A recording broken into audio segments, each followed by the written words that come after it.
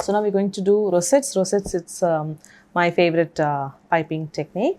So you have the 90 degrees, the angle you need to hold, and I have the Wilton 1M nozzle fitted with the piping bag. So I haven't used the coupler because the 1M is quite big. It wouldn't fit into the coupler. So it's just fitted in the piping bag, and the buttercream is also there. So the 90 degrees is there in here. So I'm going to hold it at 90 degrees.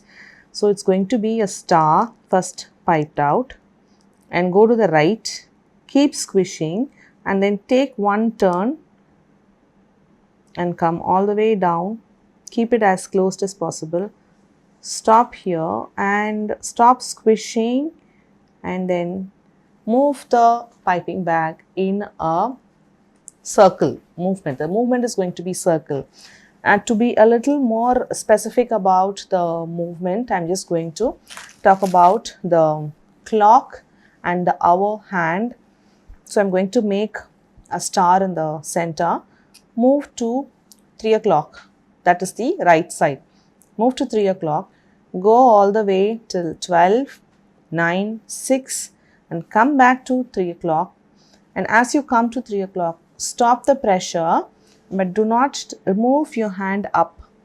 Stop the pressure, but still continue to do the swirl, and then you will just move your hand out of the rosette because you've stopped piping in and squeezing out buttercream at the 3 p.m. There you stop.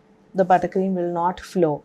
Now, if you're not going to stop, you keep moving all around, then the buttercream will keep flowing out of the nozzle. So I'm just going to start over again.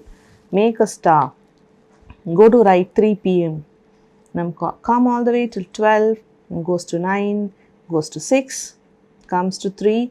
Stop squeezing, but still go around in the same movement to release the nozzle or piping bag out of the rosette. And there you have one completed rosette. One more time. Star right at 3, 12 o'clock, 9 o'clock, 6 o'clock. Go to 3, stop squeezing, no pressure, and release it with the same movement. One more time. Star, go to right, 12, 9, 6, 3, stop squeezing, and then take. Now here at 3, you can just see it is not below 3. You come all the way up till 3, and you could just go a little beyond 3 as well. Here you can see, and that is when you stop doing, and that is when you will have a complete rosette. Okay, so a few more. Now without the instruction, I'll do 4 more so you could see, because once you're doing it slowly, then obviously there could be shakes and you will be piping in like maybe more buttercream at some places, or maybe lesser buttercream, so the swirling around breaks. So you need to understand how much pressure you need to keep doing as you swirl around one full circle. Now once you get the hang of it, and then you could just do squeezing as much buttercream as you need to do the swirling around properly to finish one whole rosette.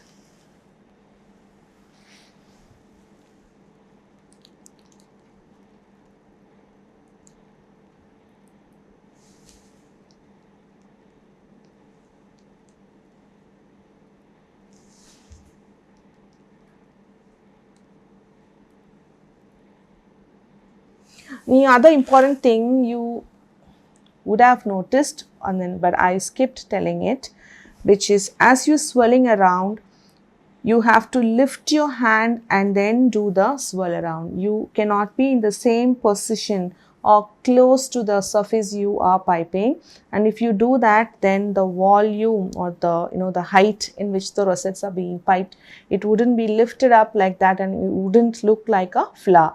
So as you're moving to the right and swirling around, you should have lifted your hand and then go around. So now you need to observe how I'm going to squish, go to the right. Now as I swirl around, I would have lifted, and you need to just watch that because you have to be doing the exact same thing to have the perfect rosette.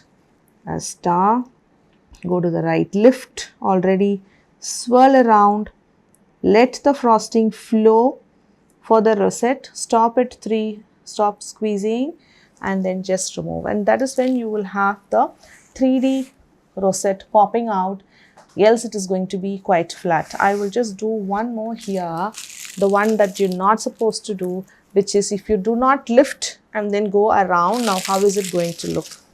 Okay, so now say, let me just scrape this out. So the one where you will just do it without lifting is going to look quite flat, which is this one, star. Go to the right, and without lifting, if you do your rosette, it is going to look like this, where it doesn't lift up. The other one, now the right one, this is the wrong one. So the right one, I will do it here again. Make a star, lift, go to the right, and come all the way, stop.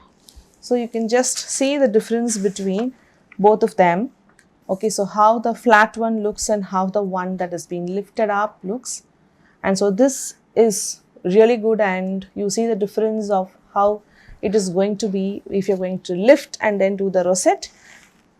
So if you're going to do this one, then I might ask you to just scrape it and then get the rosette where you're going to lift and do the swirl around. So the first thing is do rosette one full row and get all of them similarly. And when you send that and get the approval, and then you move on to doing 3 rows of rosettes, and that will be rosettes of level 1. We have another level where we'll use the rosettes to fill up an entire circle, which is like filling the top of the cake. So with this, we've done the rosettes on level 1. Catch you up in the next piping practice lesson.